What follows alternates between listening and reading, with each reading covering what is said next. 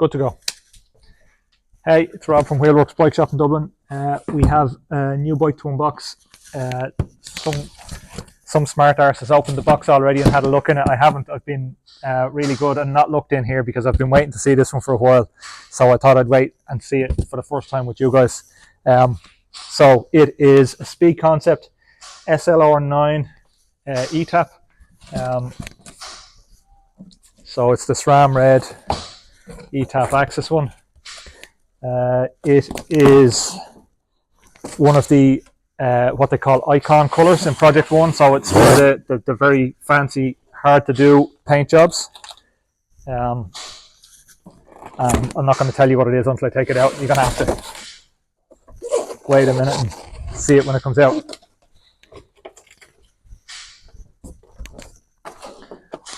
Box in there.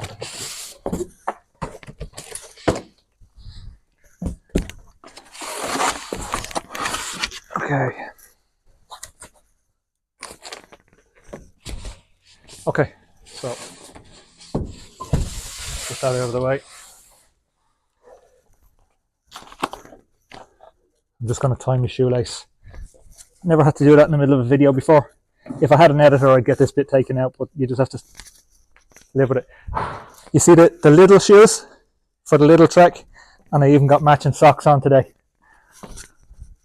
So anyway, bring that back up here for the rubbish. You're not interested in my socks, you just want to see the bike. I'm just making you wait. I can imagine all the frustrated people scrubbing across on YouTube, skipping all the faffing about socks and stuff, and just want to see the colour. So this is the base bar on the Speed Concept comes in 3 different versions. Actually comes in 4 different versions. There's a UCI legal version that if you're riding time trials and you need to be UCI legal, there is a different base bar which is slimmer. And then the Triathlon non-UCI legal version is this one, or this is one of the 3 options. And there's a flat one that has no rise. This is the mid-rise, so you can see there's a bit of a curve up on that one. There's a flat one, and then there's a tall one as well. And I suppose the difference in those 3 bars are if you're looking for a fast or more aero position, you will ride the flat base bar. That'll put your hands in a lower position when you're on the bull horns, so it puts you in a lower position. So when you're cornering or riding up on the bull horns, if you're climbing on them or whatever, you're in a lower, more aero position. Struggling a bit with this packaging. The higher one then is more relaxed, so for more recreational leisure athletes or someone who's doing long distance and wants to be more comfortable on the bike would go with a mid-rise or a high-rise. Need to be very careful cutting this with a knife that I don't mark the bars or stab myself in the belly. So that's the base bar, and the base bar is the least exciting part of it because it's black. So we'll leave that there for the moment. On the base bar, if you want to come in there, Chad, I'll just show you. So if you have SRAM or Shimano, your junction box goes in the bottom bit of the base bar here, and then that's the little panel pops on there to cover that up. So somebody was asking me the other day in the comments on one of the videos about all the bits in the boxes and stuff like that, so I'll go through some of those as well. So top part of the bike is gloss black, seat post is gloss black, and the bars are gloss black. Normally with Project One, whatever colour the frame is, the bars and the seat posts are painted to match. But on this one, they've done the top part black and the rest of it is chrome. So it's chrome with Diamondflake.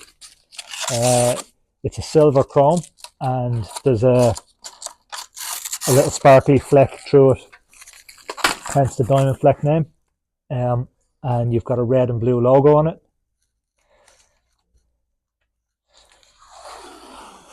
SRAM red axis.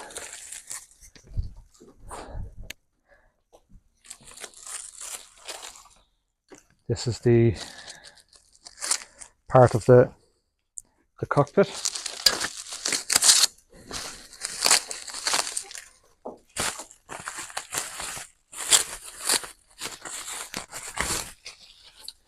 So this is the cradle that your armrests and your extensions come on. So that mounts on the plinths, which go on here, and then you've adjustment fore and aft, in and out, all that sort of stuff. We'll put that there. And we need a snips.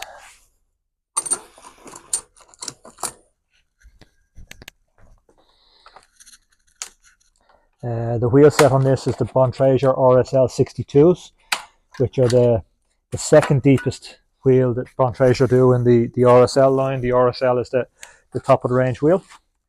So you can see you've got the chrome Diamondflake on the fork, on the down tube, and then it transitions to black.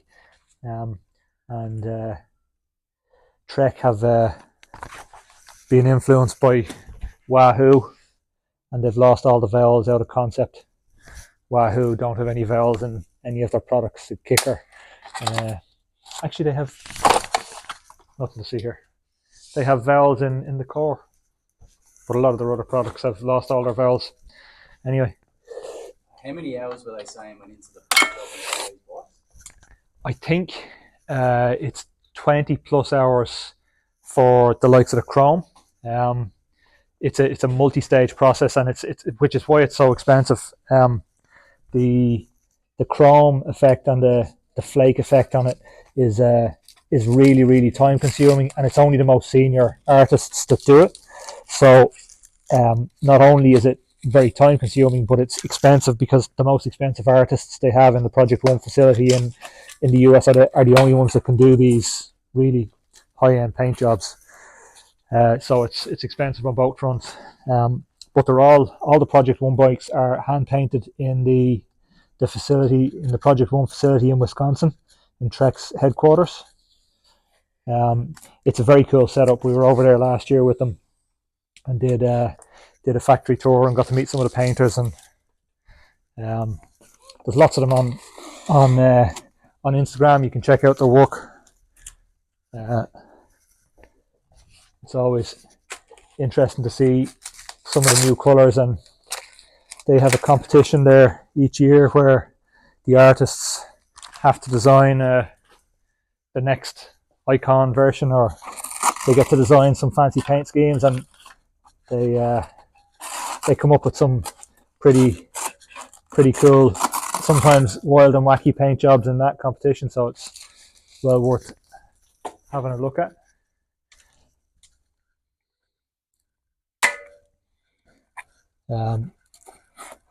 So I suppose in terms of the bikes are one part of the equation when it comes to triathlon.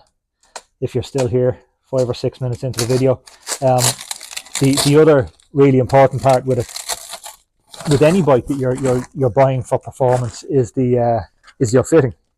And I think one of the things that I've changed my opinion on over the last while, I'll do a separate video on this, is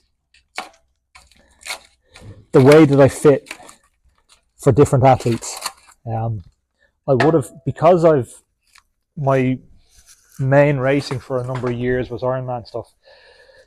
I was very focused on being able to hold a position for a long time, so it had to be comfortable first, really. But what I suppose through playing around with my own position, and from reading studies and looking at pros and a bit of experimentation myself, what I've realised is that if you're fitting for triathlon and performance first, depending on the distance you're racing, it's quite normal to set yourself up in a position that's fairly uncomfortable to get used to initially, as long as it's not affecting your performance on the bike, as long as it doesn't affect your power output and it doesn't affect you running off the bike. So if you're in a position that's very, very narrow and you're able to ride the bike safely, or that you're quite tight and very aero. If your neck and your triceps and your arms and your shoulders all hurt after an hour and a half, that's okay, because it's not going to affect your run. If it makes you faster, it's the sort of discomfort or soreness that I'd say just learn to suck it up, or train in the position much more until you get used to it.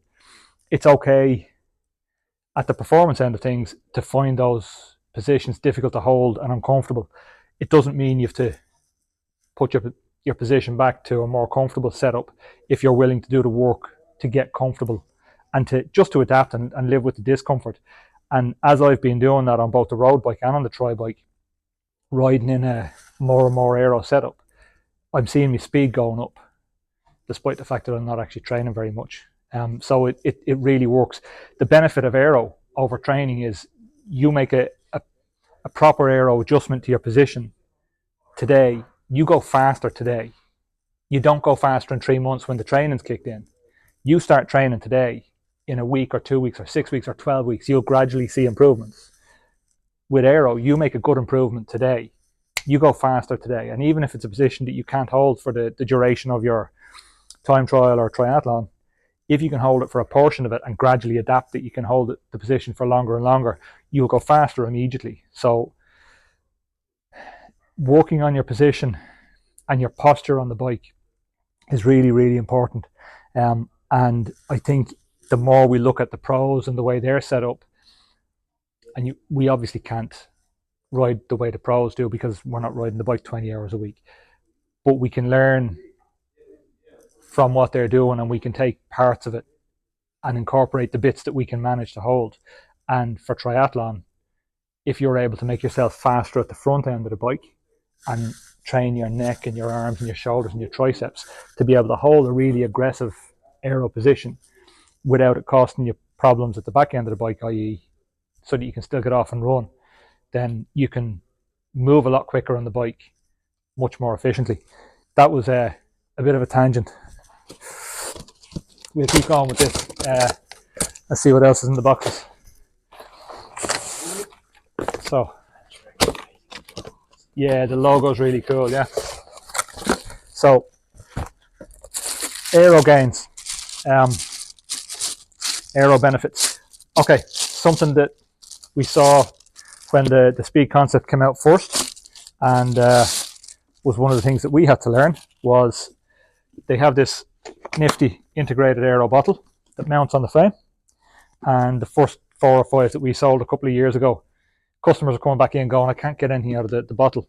There's a 2-stage valve on this, so if you've got this aero bottle, it pulls open real easy to there, but hardly anything comes out.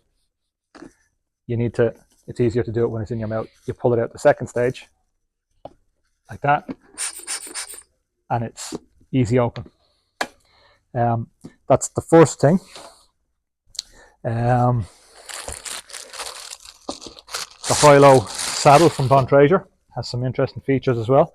So it's a split nose tri-specific saddle, so it's got a bit more padding on the front than a regular road saddle. And there's also this little plate at the front, which is designed so that when you're hanging your bike in transition on the rack, that stops it from falling off. And at the back end here, there's 2 sockets here that you can bolt in the high-low, the rear mount.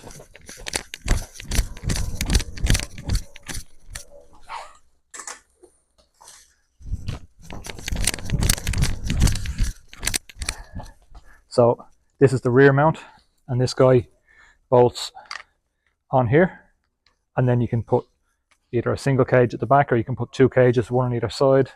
But you've also got storage inside. You got a little baggie that goes in there, so you can put an extra CO2 or a tube in there, and that's bolted directly in, so really secure. It's carbon fiber, so it's nice and light. When you're mounting cages on the back of the bike, they have a tendency to launch. So bottles on the middle of the frame tend to be quite stable. They don't tend to bounce around, but when they're up high and they're out back, they tend to bounce a lot. So when you hit a bump, you can launch a bottle. So I just loop an elastic band, tie it onto the cage, and loop it over the top of the bottle quite weak ones, so that if the bottle is trying to launch, the elastic band is holding it in place. It stops it from popping out. But because it's a weak elastic band, you can pull it out and snap it. Let's see what else is in the box. So we got the aero extensions, and these are sided, obviously, because they're not round, they're triangular. And there's tons of adjustability. You can cut them to length, you can cut the front, you can trim it at the back, and you've got different bolts positioned so you can mount them. So you can shorten it, you can cut it and shorten it, or you can extend it out. So you've a ton of adjustability on those. And then you've got the armrest pads.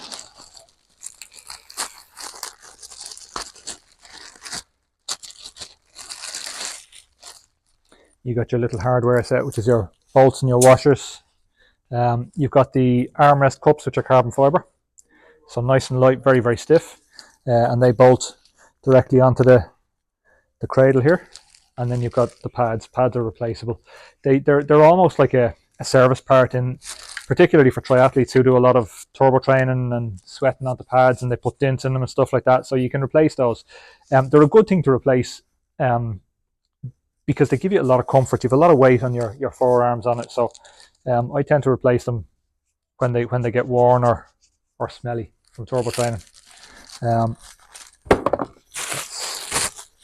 That box done. And internal storage, that's a very good question, because I actually had somebody ask me about that. So I'm going to do a separate video after this one to show you how to set the internal storage works. So the internal storage is down here on the bottom of the frame. So the whole unit pops out and goes back in. It's really easy to pop in and out. It's a little bit tighter if you've got the cage on, but it still works with the cage in place. And it takes a CO2 nozzle, it takes a tube, it'll take a tire lever, and a little mini tool. There's also a really clever feature on the bottom of it. So if you're running deep wheels and you've got a valve extender and you need to remove the valve, there's a little valve key on here. So I'll do a separate video on that, how to set it up, because a couple of people have asked me, they said they can't fit stuff into it. So there's a couple of tricks that you can fit everything in there. So we'll do a separate video on that one in a minute. You've got food storage in the frame on the Speed Concept. So you've got this little trough thing in here. It's got separators inside that if you want to have separate sections. It's got little separators in there. I took them out because I found it was easier to fit the food in there. And this unit here actually pops out, so it unbolts. There's two bolts, front and rear. You unbolt it and you can stick it in the dishwasher. And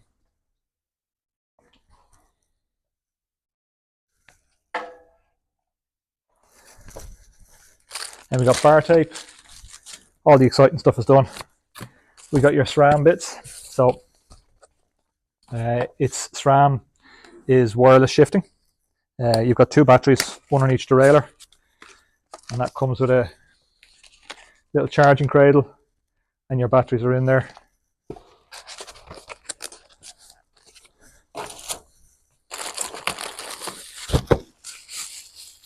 And then that's your SRAM brake levers. So they're a hydraulic brake lever.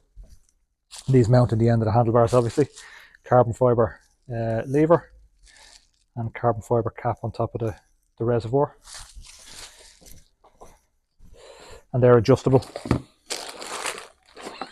You've got a spoke guard for the back wheel,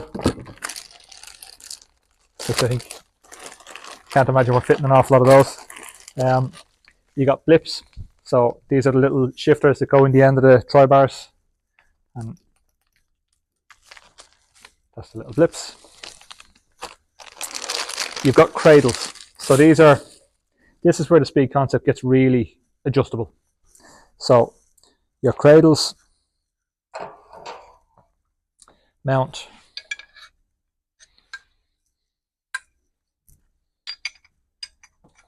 underneath so the towers mount underneath the cradle assembly, and there's three different versions of this. This is the middle one. There's a forward version.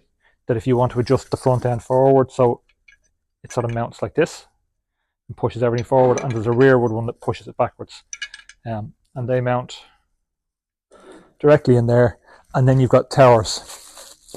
So your towers come in various sizes from like 5 mils, which these are all little 5 mil stackers. And they go up to 70 mil, I think is the tallest one. So if you want to stack up the front end to give yourself a taller, more comfortable position, you can. And there's also angled ones. So you can tilt the tri bars and they stack like that. So you can either have it flat or you can have it angled. And then you can stack it up tall as well. Should have some tall ones in here. I'll show you them.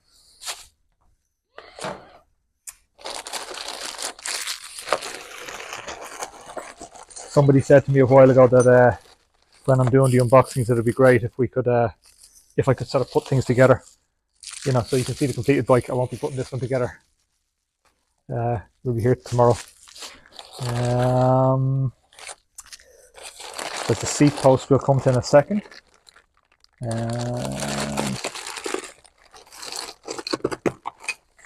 You got reflectors as well. Every Speed Concept comes with a set of reflectors. Make sure you get them off your shop. There we go, there's a tower. So these are like a medium tower. It looks like they're about a 30 mil, I'd say. Yeah, 30 mil. So that stacks up, and you can adjust those taller. So that would be like a middle size. They go up to 70 and they go down to about 5 or 10. If you're buying a Speed Concept from us, it doesn't really matter. So when you're ordering a stock bike, they come in with a middle set of fittings. And if that's not right for you, then you've got to buy all these extra bits. If you're buying it from ourselves, we do a full fitting with you. So if we need to change out cradles, we just swap them out free of charge. If we need to put in taller or shorter stackers, we swap them out free of charge. And if we're doing a refit with you then in 3 months or 6 months, if you go from racing sprint distance to Ironman and you need a more comfortable position or vice versa, we'll take back the old parts, swap them out and put in new ones free of charge. Seat posts. The seat post can be set up forward or rearwards. So if you want to ride an aggressive forward position, or if you're riding time trial and you need to ride a rearward one, the clamp goes on in either orientation, and then your saddle mounts in there. That's most of the interesting stuff. I need to get this all reboxed and sent down to the workshop and get them to put it together, and then we'll do a run through and some photos of it when it's done. But now I'm going to do the internal video and also the integrated BTA video. If you're still here after God knows how long we're filming now, two technical videos to come. Okay, it's Rob from Wheelworx Bike Shop in Dublin. Thanks very much if you made it this far. Hit subscribe or like or share or whatever it is you're supposed to do.